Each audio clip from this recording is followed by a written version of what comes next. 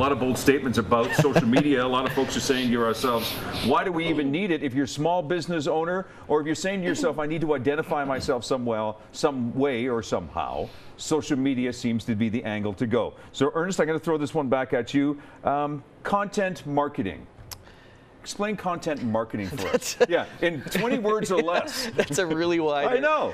You know, the simplest way, I'm actually recording a course right now that's about content marketing, and the simplest way to explain it that I figured out is if you think back to the 70s when they had the dating show, and you have like 3 bachelor contestants on one end of the wall, and you have the wonderful lady on the other end of the wall trying to figure out which one she's going to go on a date with. Yeah. And you have these 3 gentlemen talking about like, you know, I'm wonderful. I'm the best person ever. I'll take you on a wonderful date. And everybody's saying kind of similar things. And the person on the other end of the wall gets to decide who she's going to go on a date with. The wall that divides the customer and the business people is content. That's the easiest way to look at it, because if I were to come across your company for the very first time, the things that I read on your website, on your blog, and I look at the photos on your Instagram feed or Twitter or Facebook or whatever else, that gives me a first impression about your brand. And that is a huge part of the decision-making process, whether I'm going to do business with you or one of, or 3 or 4 or 5 other competitors that might be in your industry. Alex, you agree? Yeah, it's the way of targeting who it is that you want to talk to as a business or as a professional. You say, I really want these people to trust me or to like me or to follow me or whatever it is that you're trying to get, and creating content that's going to be of value to them so that they want to stick around and hear what you have to say. And I think you get more with trying to just be helpful and provide value and be someone's friend than trying to sell at them. I think there's too much noise, and consumers are savvier now than they ever have been. So it has to come from a genuine, authentic place of really wanting to get to know them, wanting to show who you are, what your company is, and provide that real value. One thing that I find really helps, and maybe you two can jump in on this as well too, is that it creates the soul of not only your brand but the soul of your company. So I can send out a tweet, or I can post something on Facebook or whatever about an event coming up or something, but if I give the essence of who we are as a company or who I am as a brand, I'm going to get a better connection with a potential customer. Sure. Would that be a fair statement? I think so. I think like that's a very important piece to understand as well, because you think that's where the content and all of the digital and social media stuff that we do comes into play.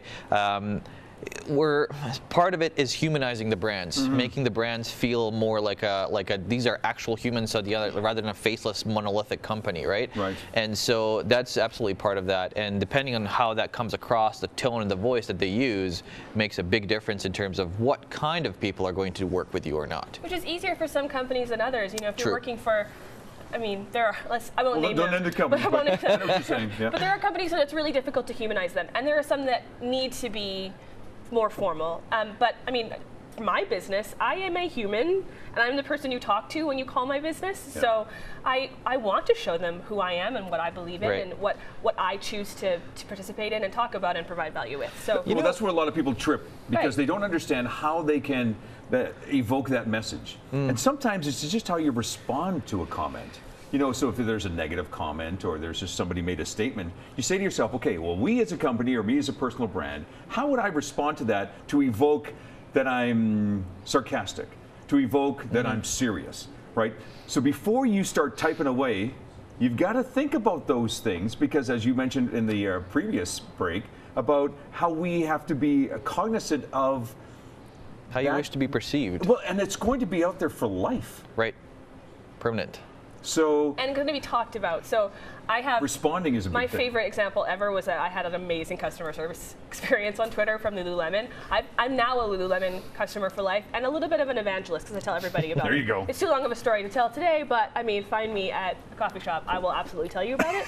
But I have told everyone. So it does live online, and you're also then expanding the reach of who you're talking to with so much, and they all talk to their friends. I mean, it doesn't just live online. People still talk to each other some places. Yeah. You know, like one thing I would add to that too is like it kind of just plays off of content and social media and all that kind of stuff. I made a decision in the tail end of 2013 to make a significant change in the content that I was writing. So it always used to be about like digital marketing and social media and this and that. And the shift that I made was started writing about things that were important to me as a person. Humanizing it. Yes. So it was about how to find time and space to do meaningful work.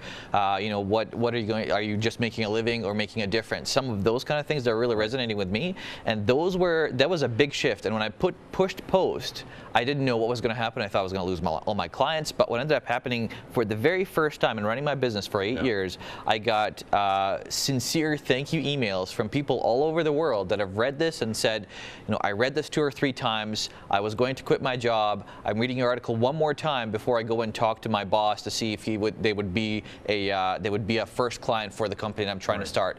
I'm 54 years old, and this is a specific example that I'm quoting here. 54 years old, and I wanted to do something meaningful with my life. That was big shift, huge, and that was like, this is a signal you're on the right path. Relatable. I guess is so. That part of it? I mean, because now that I'm texting back and forth, or I'm reading your text, I'm thinking, wait a minute, Alex is relating to what my situation is like. Yeah. So by, as you mentioned, about humanizing it, all of a sudden you have this greater bond with people. Because I think right now we struggle with, we want numbers. Right. We don't realize that those numbers are humans. And don't we want to have more of a close personal relationship so we can get more information? Yeah, I absolutely think so. Like, more? I mean, Alex can. I mean, I'd rather be 9 people's favorite thing than 100 people's 9th favorite thing. There you go. I mean, truly, I'd rather have a smaller, little army that I can activate to, give me what I need. I need more communication with my network, or I need more opportunities, or whatever it is. And those are people that I can then ask, and I feel comfortable asking. No one wants to feel fake. And what's interesting, like for my shift has been, and this is just because of like my mom passed away from lung cancer a couple of years ago, and those kind of things kind of change the way you think about life. And for me, it was about creating a legacy. So building something, writing something. I have a podcast as well where I interview people about meaningful work that after I'm gone, hopefully it remains and it helps somebody in some way. That's the driving force behind most of the work that I do now. We had a blogger on here a couple of days ago, and that's exactly what she said. She says, I want to provide a legacy for my kids. Exactly. So as I continue this journey, they can continue the journey as well too, and say, oh, this is what my mom did. She wrote about this particular recipe. But it's a legacy. There's a profound effect that we want to be noticed. We want our 15 minutes of fame. And is that what social media is allowing us? That's a good question. I mean, the way that I look at social media is around connections. And so from a business standpoint, it's not necessarily that I want to be noticed, it's that I really want to know Phoenix. And I'm going to tweet you and follow the things that you say. So if I really like you as a person, then I'll be like, hey, Phoenix, I've been following you for a while. I was wondering if I'd be able to go out for coffee just so I could get to know you better, or something along those lines. Ooh, you're crossing the boundaries here, buddy.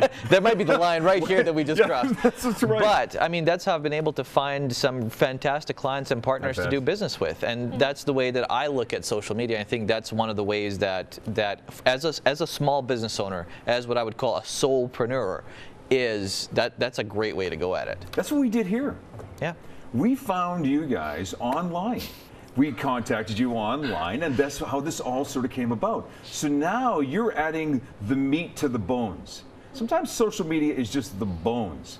But now if you humanize it, you get a little more personal, you're adding the meat by inviting you here on set. Now people who are fans of your page or clients of your pages are saying, oh yeah, there's Alex. Hey, there's Ernest. Hey, I get a feel for who you are. They're wondering how many cameras are on that guy because they apparently had 20 pounds per camera.